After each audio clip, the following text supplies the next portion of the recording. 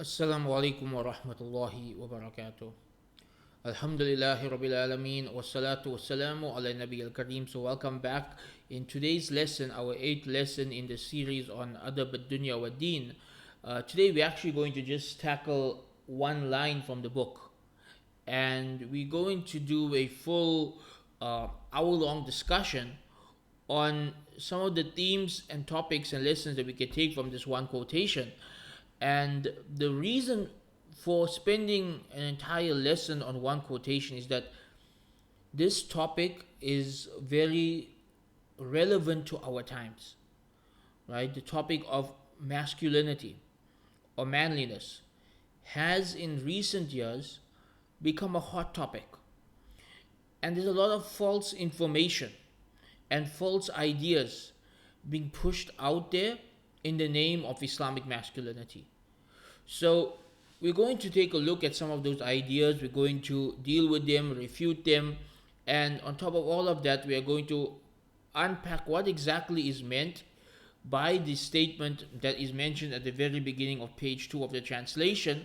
So on page 1 of the Arabic original, in which al-Mawardi says, and al-Mawardi قال عمر بن الخطاب رضي الله عنه الأصل الرجل أقله وحسبه دينه ومروءته خلقه.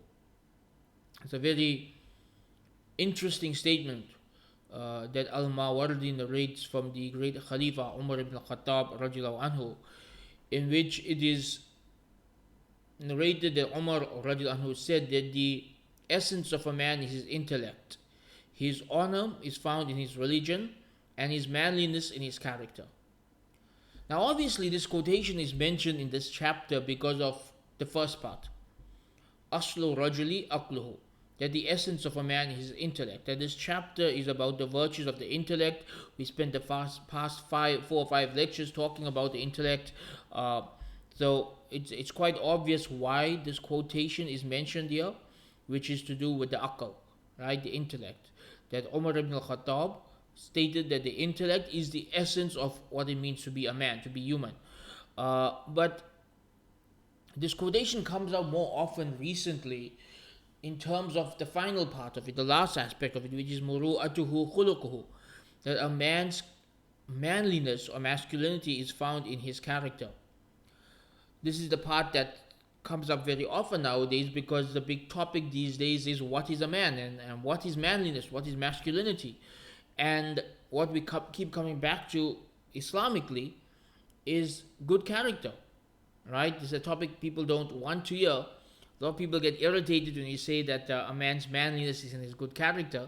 They're like, no, you need to talk more about his strength, and you need to talk more about his, his warrior spirit, and all of that is there. But really, the essence of it is good character. And Umar ibn al-Khattab is not the only one to say this. We have other statements from other great scholars amongst the Salaf who said the same thing. So we have the statement from Imam Ash-Shafi'i rahimahullah, in which he said that manliness is based upon 4 pillars: good character, generosity, humility, and piety. Now one could argue that generosity and humility are part of good character. So really, good character and piety is manliness. And there's a hadith to back this up, right? The Prophet ﷺ said that when a man of good character and piety comes to propose for your daughter, give her in marriage, otherwise there will be fitna. This hadith indicates that the 2 things you should look for in a future son-in-law are good character and piety, making these the 2 aspects of real manliness. And one can say that the reason why Imam Ash-Shafi'i lists generosity and humility separately is because these are the 2 most important characteristics that a Muslim man needs to have. That yes, in general, a Muslim man needs good character, but to fulfill his role as a provider, he needs generosity. And to truly lead in a way that is pleasing to Allah subhanahu wa ta'ala, he needs humility. And so these 2 are brought forward as the 2 main parts of good character, because their opposite is bad character. Miserliness is unmanly, and arrogance is unmanly, And so, generosity and humility are the foundations of manliness in Islam and the primary characteristics a Muslim man should have.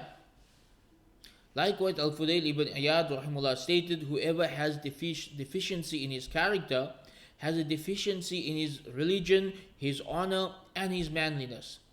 So, not having good character affects your fate, it affects your reputation, and it affects your masculinity.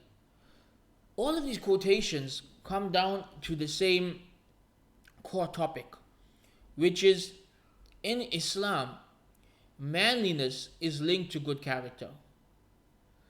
To put things in perspective, a boy is often rough around the edges, right? If you see a young boy, a child, between the ages of 6 and 10, they tend to be a bit rough, a bit wild, a bit vulgar, but violent. And the journey of going from a boy to a man is learning how to control and refine that side of you. You don't get rid of it. You still need it for fighting. You still need it for defending your family, or for jihad fi sabilillah. You still need that side. But you learn how to control it. You learn when to use it.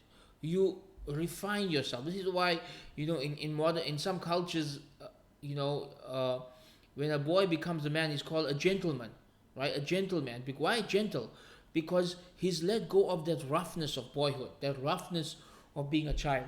And so in Islam, the journey from boyhood to manliness is a journey of learning and absorbing good character and truly becoming a person of outstanding character that others can look up to, others can trust, others can consider a real man, right? And this is why this book that we're studying, Adab, al-Dunyā, wal-Dīn, some commentators will go as far as to say that the entire book is about masculinity, because the book is about these three things that the Umar ibn al-Khattab mentions in this opening statement, right? Al-aslu rajuli aqluhu. The essence of being a man is your intellect. Well, the first two chapters of the book is about the intellect. Wa hasbuhu dinuhu. A man's honor is in his religion. Well, the third chapter is about your religion. Wa muru'atuhu khuluquhu.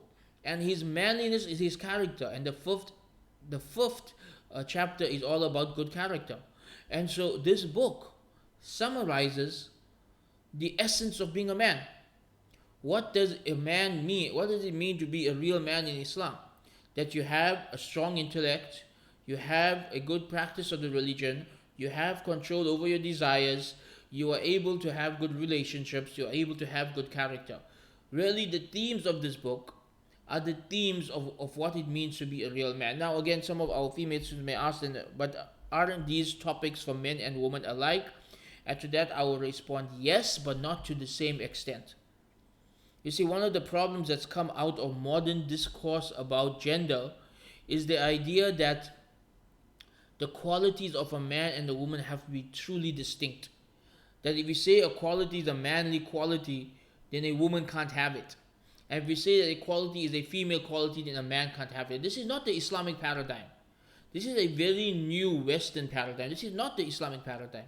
The Islamic paradigm is that men and women, to succeed in this world and the next, we do need the same qualities, but in different ways and to different levels and to different extents. What do we mean by this? For example, in Islam, women need courage, right? But men need a higher level of courage, because men have to be the ones taking part in jihad. Men have to be the ones protecting their families. Men have to be the ones protecting their communities. So the level of courage that is required from a man, that is considered a manly quality, is higher than the level of courage that is required from a woman. Does this mean Muslim women should be cowards? No, they still need courage. But that is considered a manly quality because men need it more. Likewise, a Muslim woman needs to be more loving, right? The essence of femininity in Islam is having a loving heart. If you look at the ahadith praising women, praising good wives and good mothers, it's all about loving. Like how he mentioned, marry a man of good character. The Prophet ﷺ said, marry a woman who is loving. right? So the essence of being a woman is to be loving, to love wholeheartedly, to love your husband, to love your parents, to love your children, to love your neighbors, to love your community, to love the ummah, to have a loving heart. Does this mean that men should not be loving? No, of course not. A Muslim man must be loving. You must love your wife, you must love your children, you must love your parents, you must love the ummah, you must love Rasulullah sallallahu alaihi wasallam, you must love Allah. But the intensity of love from a woman is much stronger than the intensity of love from a man. That women love on a much more stronger level than men do. And we see this in the difference between motherhood and fatherhood. That a mother, she is more doting, she is more loving, she is more, giving all of herself to her child on a level that a father wouldn't, right? A father would send his son away to study for 3 or 4 years because he knows that's what's best for him. And he wouldn't really express any sadness about it. He will be a bit stoic about it, even though he loves his son. But his love is different from that of a mother's love. A mother would phone her son every day and she will cry for him and she will miss him more intensely. You see this also in the relationship between the husband and wife. Yet yes, a man will love his wife, but men cannot love the same way that women love. Women love their husbands on a much deeper level than men love their wives, because Allah has created women with more loving hearts. So yes, when we say certain qualities are necessary for masculinity, we are talking from the Islamic paradigm, which means women still need these qualities. And when we say certain qualities are necessary for femininity, we are talking from the Islamic paradigm where men still need these qualities. But what needs to be at the very top is more for a man than for a woman. So generosity is more needed from a man than from a woman, because he is the one who earns, he is the one who provides, right? And so he needs to be generous, because if he is miserly, it affects everybody. But if his wife is miserly, it won't really affect anyone, right? And so this is required even more from him, but we still say it's required from the woman as well. So again, our understanding of masculinity and femininity must come from the Islamic paradigm and not from the Western paradigm. And so with this, let's just talk a bit about what's wrong with how this topic is discussed in the modern world. This is a topic that people get really wrong these days, on two opposite extremes, right? And to put things into perspective, we have the feminist dominant narrative of the West, in which masculinity is just completely reduced to this to nothingness, really. That there's no room for masculinity in the feminist world. In this modern gynocentric world, there's no room for masculinity at all, and for masculinity discourse at all. And the very topic itself triggers people, right? That's one extreme. That's dominant. That dominates the narrative today, and it's completely un-Islamic, because the Quran and the Hadith and our books are very much clear that men and women are different from each other. They have different roles to play in the family and in society, and they have different qualities that are necessary for them to be the best versions of themselves, right? The opposite extreme, which has come about as a reaction to feminism in the past decade, is what's called the red pill movement, right? And this bases a lot of its understanding of masculinity and femininity on very crude generalizations about the opposite gender, right? And a lot of it comes from evolution. A lot of it comes from evolution theory, that men evolved in this way and women evolved in that way, which is a very false premise for a Muslim, right? As a Muslim, our premise for understanding any topic is Quran wa Sunnah, right? The revelation, the Quran and the Sunnah are our premise. Everything is built upon that. Feminism, red pill movement, evolution, everything else is false premises. We avoid these. These are man-made concepts which are open to interpretation and subject to being wrong, and in this case they are wrong. So let's just break it down. Why is so much of modern discourse on masculinity so problematic? It really begins with the fact that there doesn't seem to be any goal to masculinity or manliness in the modern world. You see, historically, civilizations needed their boys to become men, because you need men to lead, you need men to provide, you need men to protect. And these are the three parts of being a man in Islam. right? Based on the verse, "Ar-rijalu qawwamuna ala nisa," men are qawwam over women, that a man's role in society is to provide, to protect, and to lead. This is the role of man in society. Modern society doesn't give men any clear purpose or role. Even discussions about what it means to be a man don't revolve around any clear goal. Why should a boy become a man? This is the first question. In the modern world, in a modern context where women are the providers, where the government are the leaders, where protection is handled also by government institutions, in this context, what is a man and what is the role of a man? It's not clear. Nowhere in these discussions do they ever make it clear. What is a man supposed to be doing? What is his role in society? And so manliness just becomes a discussion of personalities, of attitudes, of character traits, but with no clear end goal in mind. In Islam, the end goal is very clear. To be a man, you need to be able to lead a family, and on a higher level, lead a community. To be a man, you need to be able to provide for a family, and on a higher level, provide for the poorer people in your community. To be a man, you need to be able to protect your family, and on a higher level, protect your community. The manliness is about taking the lead, about providing, about protecting. There's very clear goals. So if you are raising a son in Islam, you are raising your son to be able to lead one day. You are raising your son to be able to earn halal income and provide for a family one day. You are raising your son to be able to be strong and brave and to protect his family and his community one day. It's very clear what you want a man to be. Especially in a feminist narrative, there is no clear idea of what a man is supposed to be and what a man's role is supposed to be. A man is simply seen as an obstacle. A man is simply seen as the antagonist, as the enemy to the goals of feminism. But what's a man's place in that world? We'll never know, except maybe to be demonized. So we see, for example, in the Red Pill movement, a lot of things which Islamically are considered bad character, immoral, vulgar, are encouraged as expressions of manliness.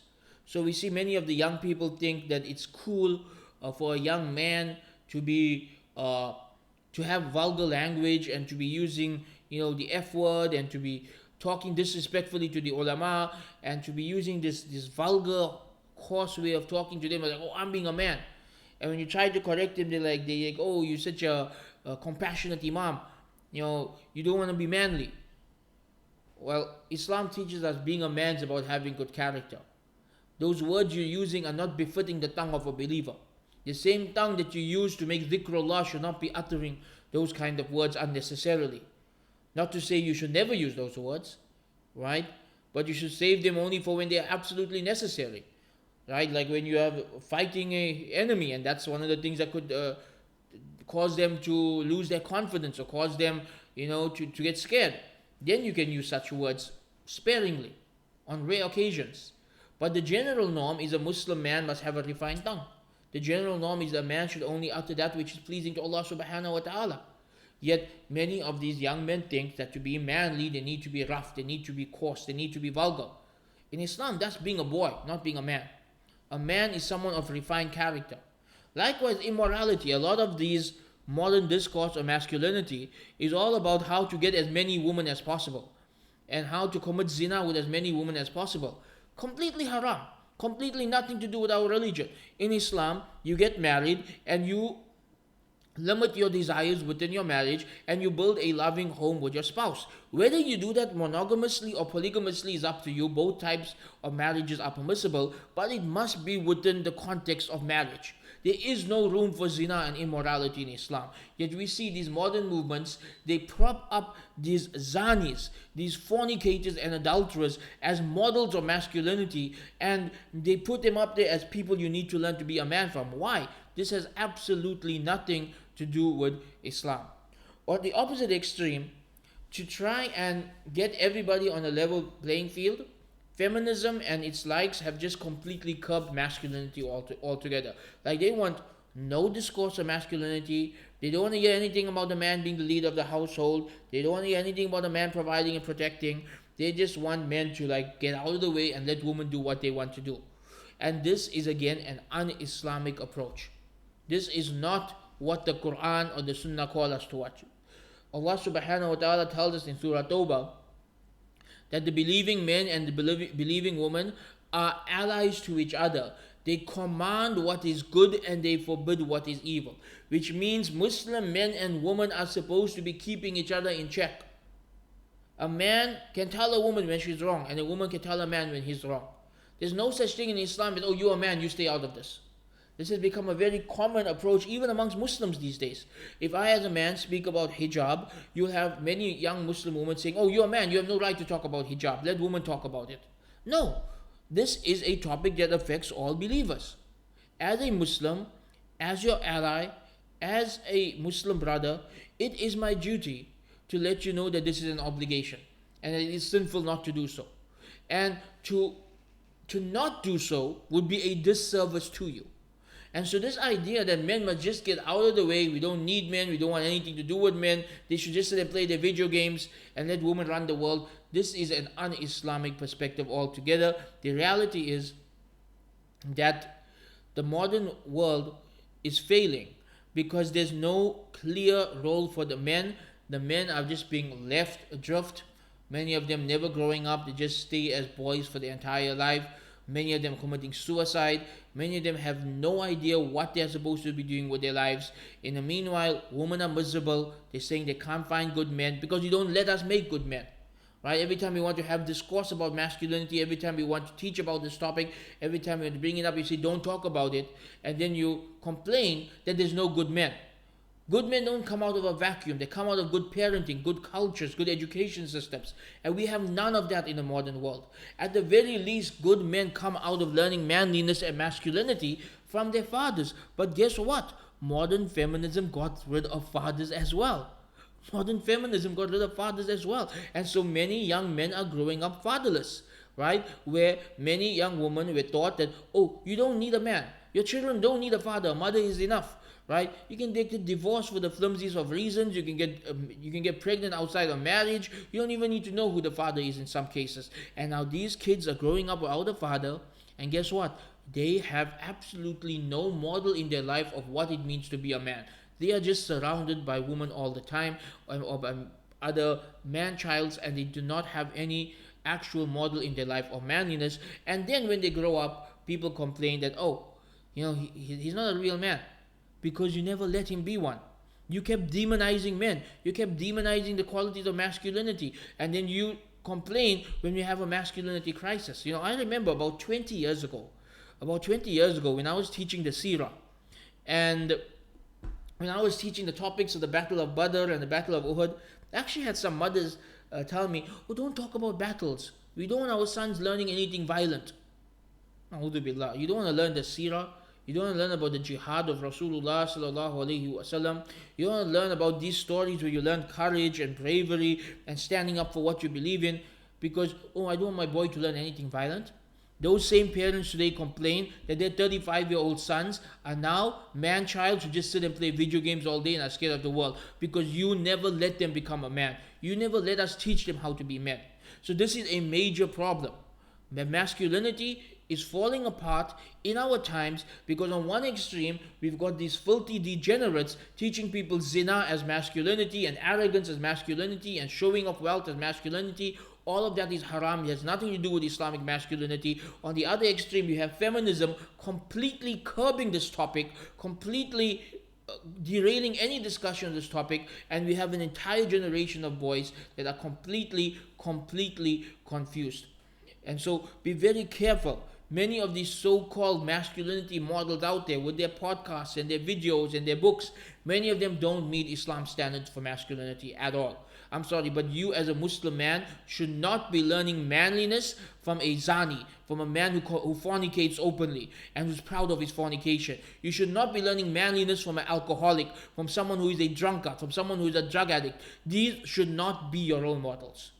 These should not be the people you learn manliness from. These are not real men. These are degenerates. Our religion has nothing to do with such people. Do not take them as your models of masculinity.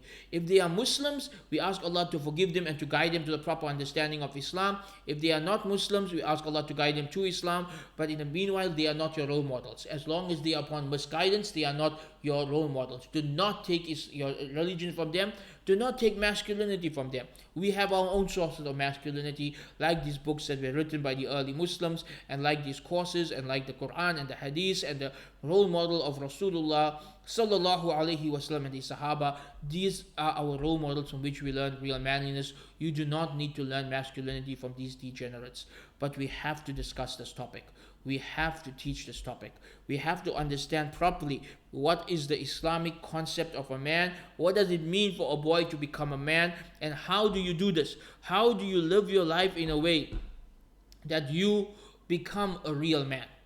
And so the concept of gender roles in Islam is summarized in Surah An-Nisa, in that very controversial verse that nobody wants to talk about anymore, where Allah subhanahu wa ta'ala describes the roles of men and women within the marriage.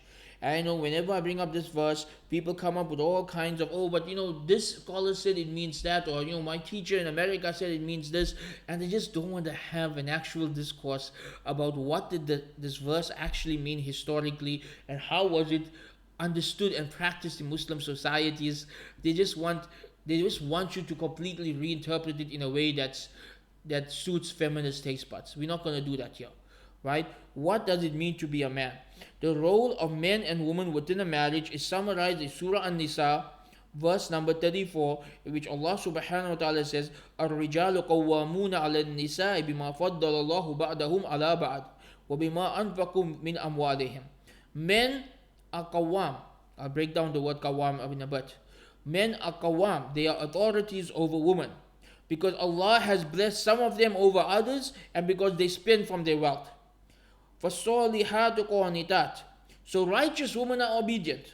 حَافِظَاتٌ لِلْغَيْبِ مَا حَفِظَ اللَّهُ. They protect in absence what Allah wants them to protect, what Allah has kept hidden.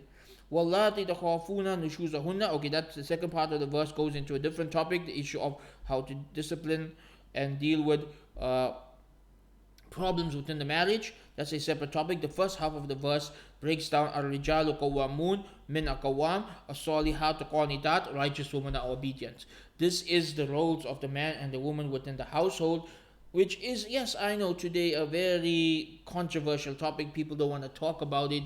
People don't want to hear about it, but it is what the Quran says. In a marriage, a man is qawwam.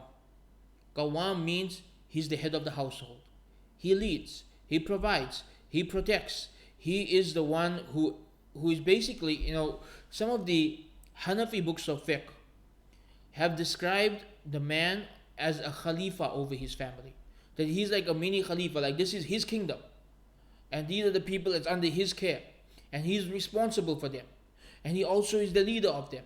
So he is like a leader in the household. And his wife is his second in command. That yes, she has authority over the children, and she has authority over the household workers, but she still has to listen to him, right?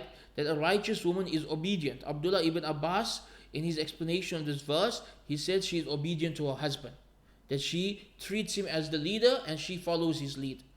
And so this concept of marriage is very alien to anyone who has grown up within a feminist, Western, secular worldview. That the idea of a man leading a household and a wife obeying the husband is something that is alien to someone coming from that paradigm. But guess what? This is what marriage has been in every major civilization in the history of this world. Not just Islam. This is the very concept of marriage, right? That when a man marries a woman, he becomes her leader. He becomes a leader. And there are many hadiths that state this. There are many hadiths I can bring up to prove this, that he becomes her leader. That to such an extent that the books of fiqh state that obedience to him takes precedence over obedience to her parents. And if you don't believe me, go and read the books of fiqh and see for yourself. Now, to understand this, we have to understand marriage and family within the broader framework of how an Islamic society works.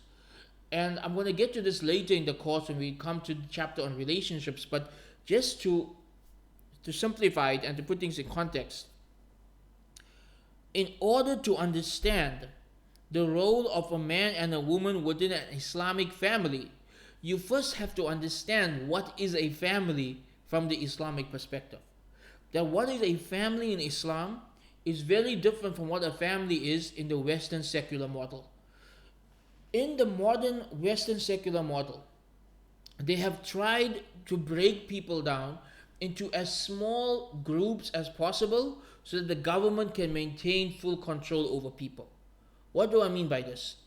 Historically, people didn't just have families, they had tribes. Your family wasn't just a man, his wife, and his kids, it was an entire tribe, right?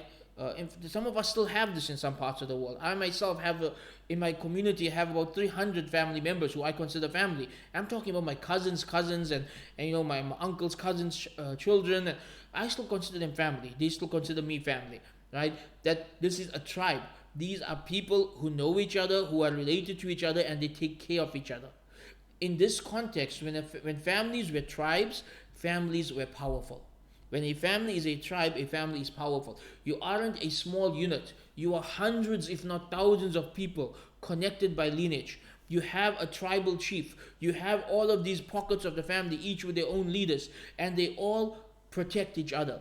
They all provide for each other. They all help each other lead the family in the right direction.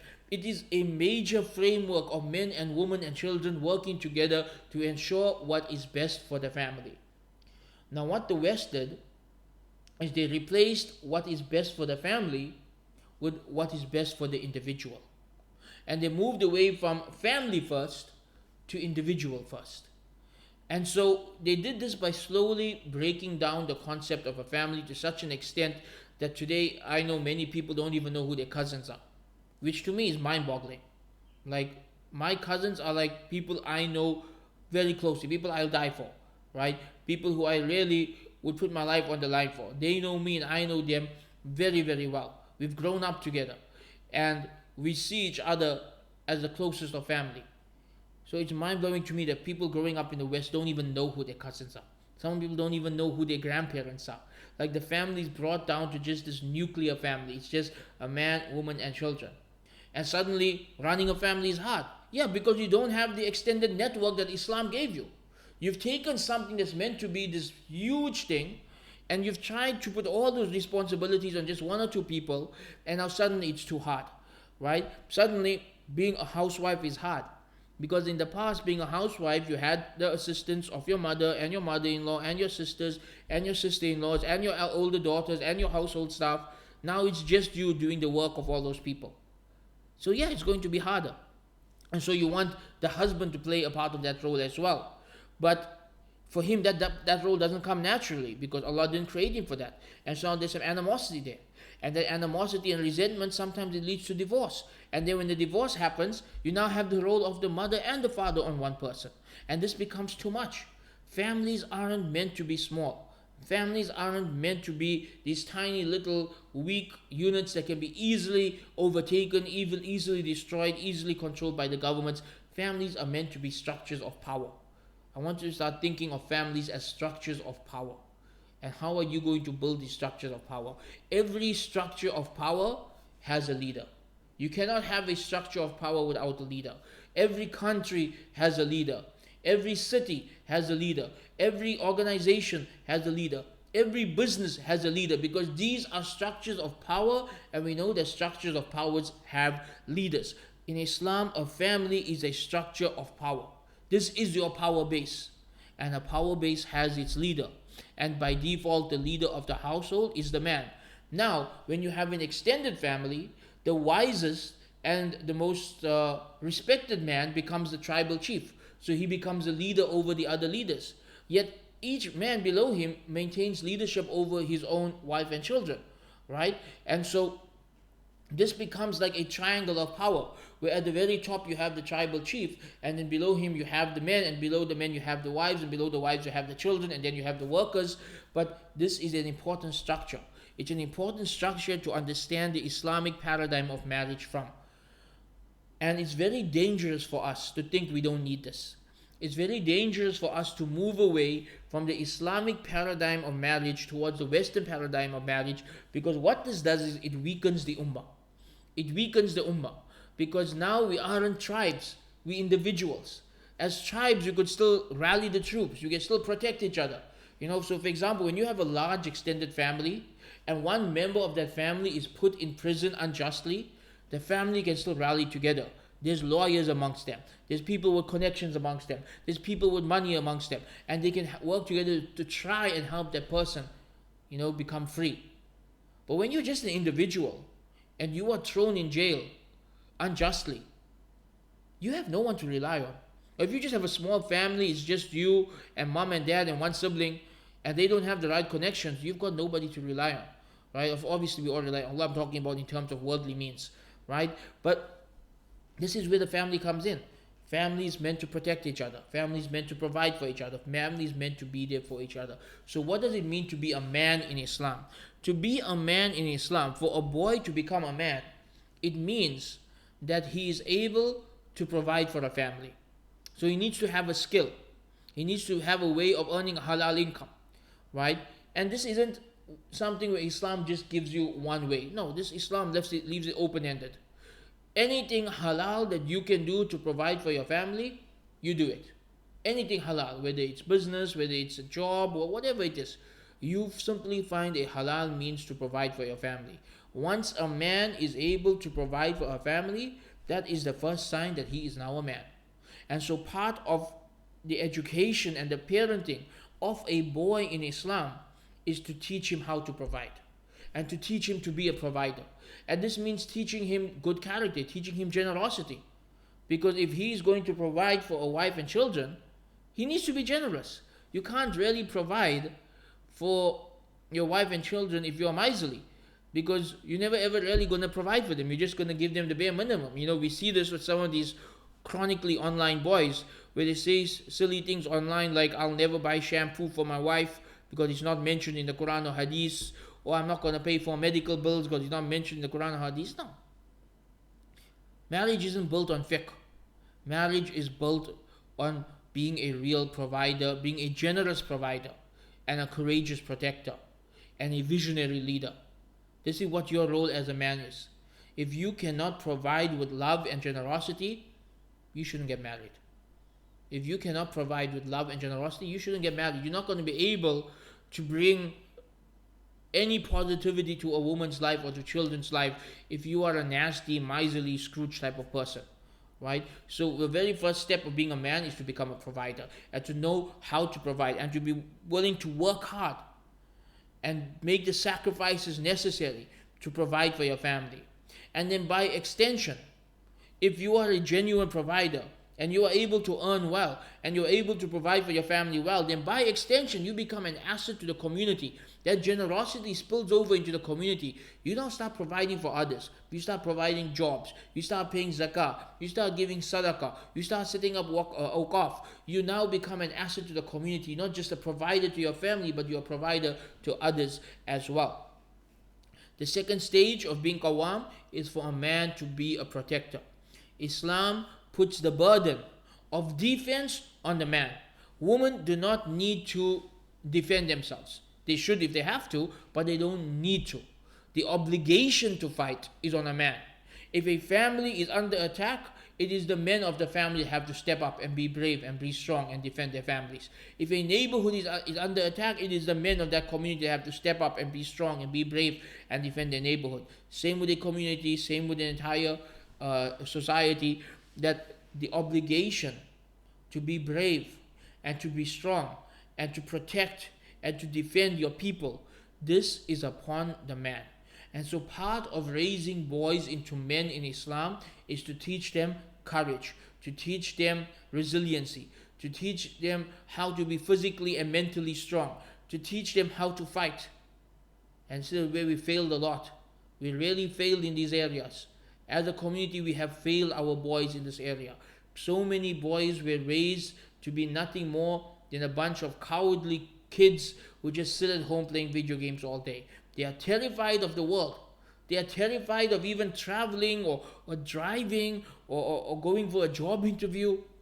What are they going to do when things get real? What are those type of men going to do when they're faced with a really difficult and challenging situation? You have to make your boys into men. And this is where the father comes in, right? It is the father's job to put his sons into situations that make them uncomfortable so they can man up. Meaning, if a father feels that, my son he's scared of heights, we're going to climb a mountain together. My son is scared of getting dirty, we're going to go play in the rain together. My son is scared of giving a public lecture. I'm going to sign him up to give a public lecture at the next family event. It's a man's job to push his boys to become men. That's why a lot of boys who don't have a real father figure in their lives, they stay soft and weak and boyish for the rest of their lives. Because really, the father is the one who pushes you out of your shell and helps you to man up. And that is necessary for a boy to become a man. It is necessary for a boy to become brave, to become strong, to be able to face the challenges of life head on. Because this is necessary to lead. And this is the final role of the man in the family, is to be the leader. And I know a lot of young sisters don't like to hear this. They're like, why can't we just be equal partners? Why does there need to be a leader? Well, can you tell me of a single functional power structure in the world that is governed by equal partners? That's not the way the world works. Every structure in the world has a leader. There has to be someone who has the final say. There has to be someone who takes the responsibility and burden of leadership upon themselves. And by the way, this is something very important in Islam. Leadership in Islam is not something you seek. It's not something you desire. It's not something you fight for. It is a responsibility and a burden that you'll be answerable for on the Day of Judgment. So why would you want it in a situation where Allah has given it to someone else? Why would you want this burden and responsibility where Allah has given it to somebody else? Think about it, right? You want to be the leader in the household. Okay, what does it mean to be the leader in the household? It means if people in your household are not praying their salah and you don't remind them to, you are sinful. You are sinful for them not praying their salah.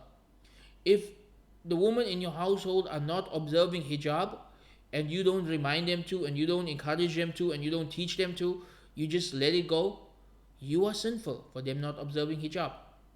This is what it means to be the leader.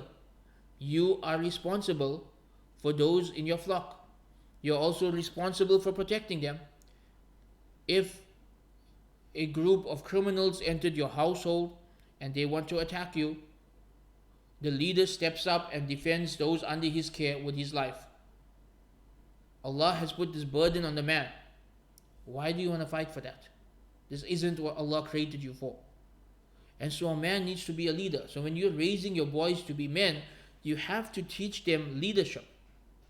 You have to teach them to have a vision for their life and to have lofty and ambitious goals.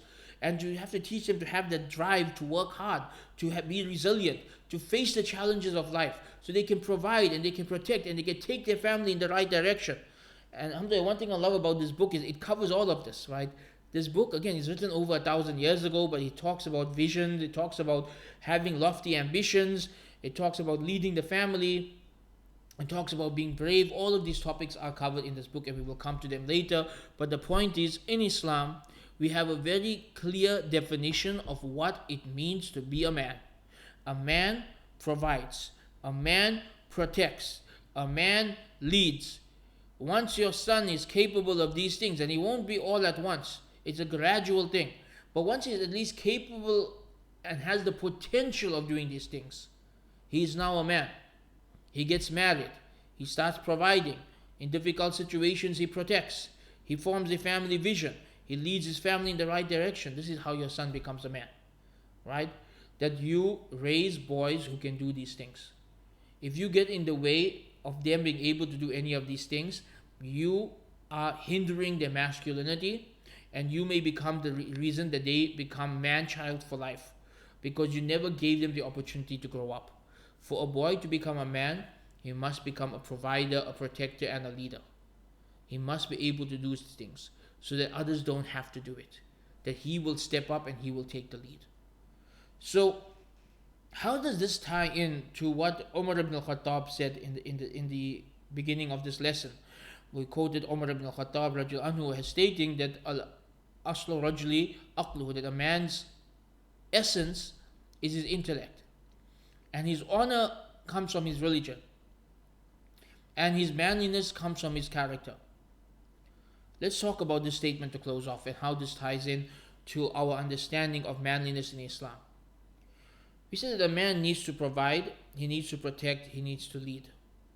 To do these three things, to excel in these three areas, he needs to have a strong mind, he needs to have the correct understanding and practice of the religion, and he needs to be of exemplary character. Look at these three things, right? Umar ibn al-Khattab radiallahu anhu says that the essence of a man is his aql, his intellect. Going back to our core theme for this section of the book, the intellect is what separates the humans from animals. It is what makes us men and women. It's what makes us different from other creatures. That if a man's intellect is deficient, people lose respect for him. People won't take him seriously. He will not find himself in positions of leadership even within his household. Why? Because he lacks the intellectual capabilities to even be in charge of a wife and children. Right? And so it's very important that from a young age, men nurture the intellects. And again, we said for women as well, these three things, intellect, religion, and character, are for both men and women. Right? But this is within the context of Umar ibn al-Khattab explaining manliness. Right? That if a man is deficient in one of these three things, he will fail in his role as provider, protector, and leader. Right? If a man is naqisatul aql, if he's deficient in his intellect, he cannot lead the family. Right? And if a man is deficient in his religion, then he's going to lead his family in the wrong direction. He's going to take them down the wrong paths. Right? And look at the wording of Umar ibn al-Khattab. He said that a man's honor is in his religion. Sounds familiar? The famous story of Umar ibn al-Khattab when he was conquering Jerusalem. And, the Sahaba told him to put on a bit of display, because the Romans are used to displays of leadership. And Umar replied, "We are a people who Allah gave us honor and dignity through Islam. If we had to seek our dignity through anything else, Allah will humiliate us." So again, this is the same lesson from the same person. Umar ibn al-Khattab, he emphasized this many times in his life. Our dignity, our honor comes from Islam. Look at the so-called manly men who don't have Islam, who don't have religiosity. They're not respectful and dignified, right?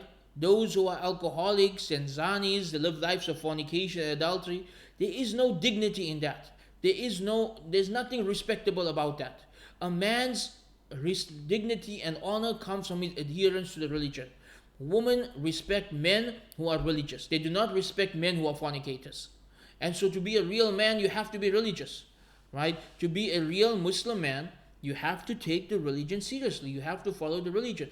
If you are an intelligent man, and you are a man who takes the religion seriously, then what really sets you apart from all the other men, right? The cherry on top of that is good character. Good character separates men from boys. This is really, the one of the most beautiful things a man can have. I remember from the time I was a very young child, my mother used to tell us that men are attracted to physical beauty, but women are attracted to character. Women are attracted to a man's character. If a man has good character, he has refined character, he's a gentleman, he's merciful, and he's just, and he's loving, and he's kind, and he's generous, and he's brave, and he's humble, and he has all of these good characteristics that Islam teaches that we are going to cover in this book, then his wife will love him. His children will love him. Because this is what makes a man lovable. Good character. And again, Rasulullah sallallahu alaihi wasallam said, when you are looking for a husband, you look for two qualities: religion and character. And so, for a man to succeed in life, for a man to be a real man, for a man to reach his peak, to excel at life, to truly lead with dignity and honor, and to provide generously, and to protect courageously, to be a man in every sense of a word, a man needs to develop his intellect. A man needs to practice his religion. A man needs to refine his character. True success for a man is excelling at intellectual pursuits, religiosity, and in striving to perfect his character. If you can focus on these three things, you become the kind of man that women want to marry. Nowadays, we're dealing with a so-called marriage crisis. It's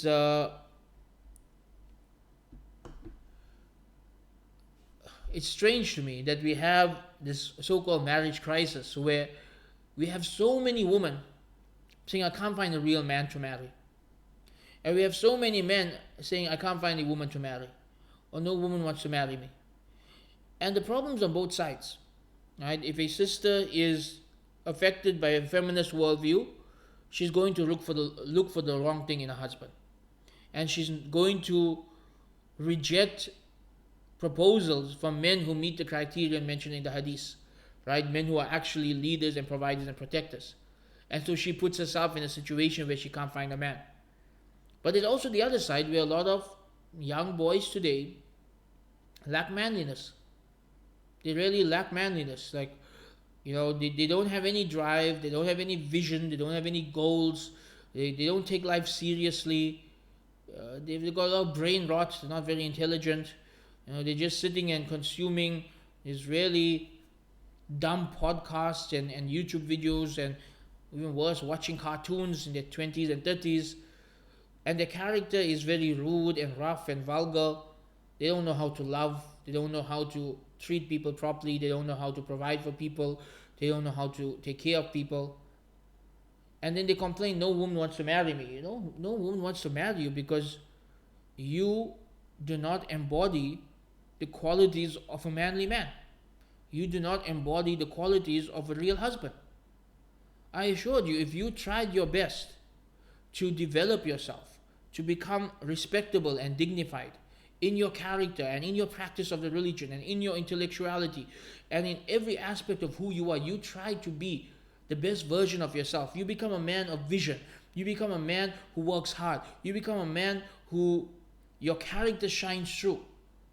If you become this kind of man, then not only will it be easy for you to find a wife, it'll probably be easy for you to find multiple wives, if you know what I mean.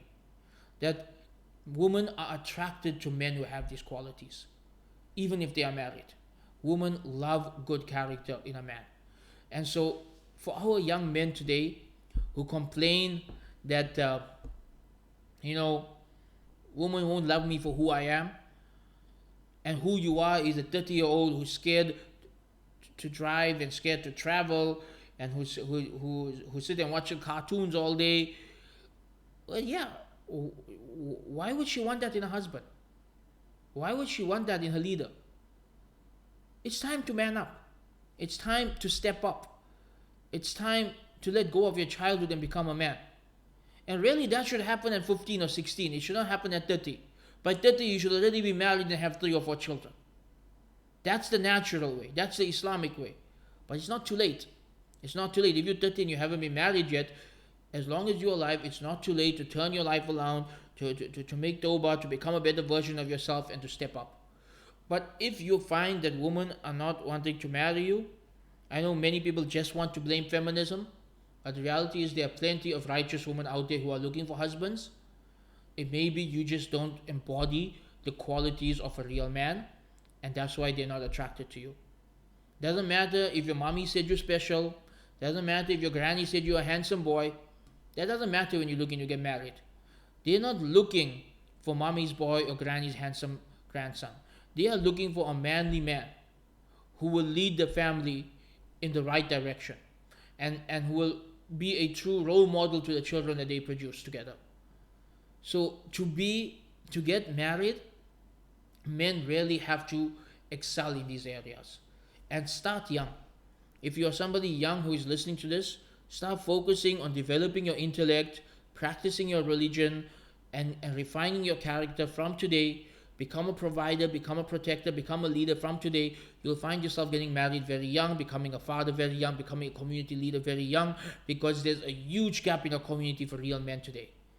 But if you're someone who wasted your youth and you're now 30, 35, 40, and you wasted your youth just playing video games and watching cartoons and or just filling your brain with brain rot and being scared of the world, it's not too late.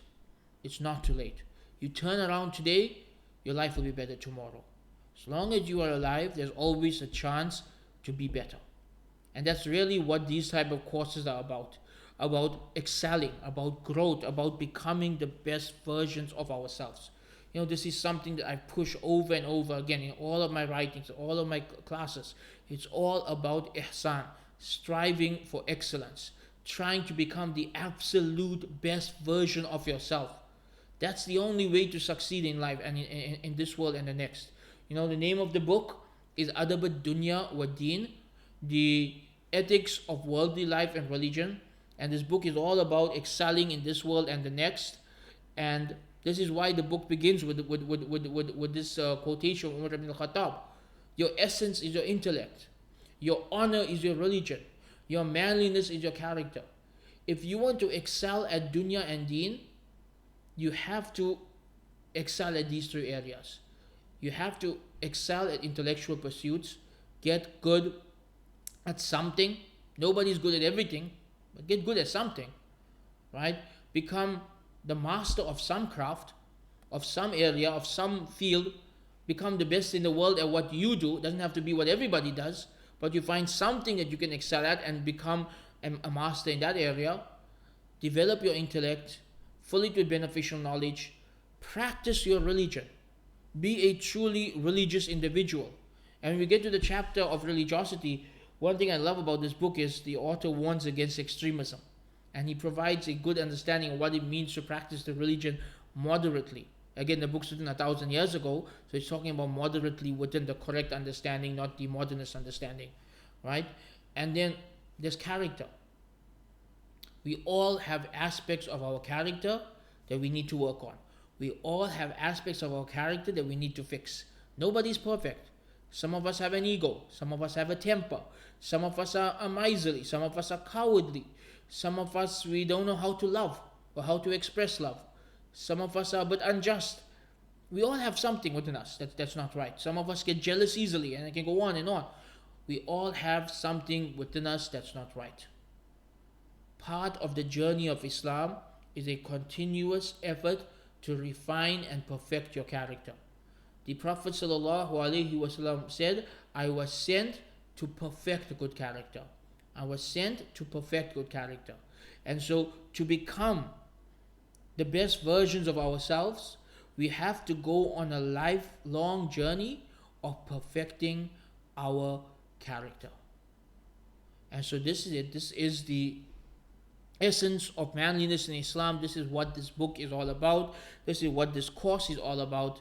It's about developing your intellect. It's about practicing your religion properly. It's about developing good character. It's about excelling at dunya and deen. It's about becoming the best version of yourself so that you can be an asset to this ummah while living a life that is pleasing to Allah subhanahu wa ta'ala.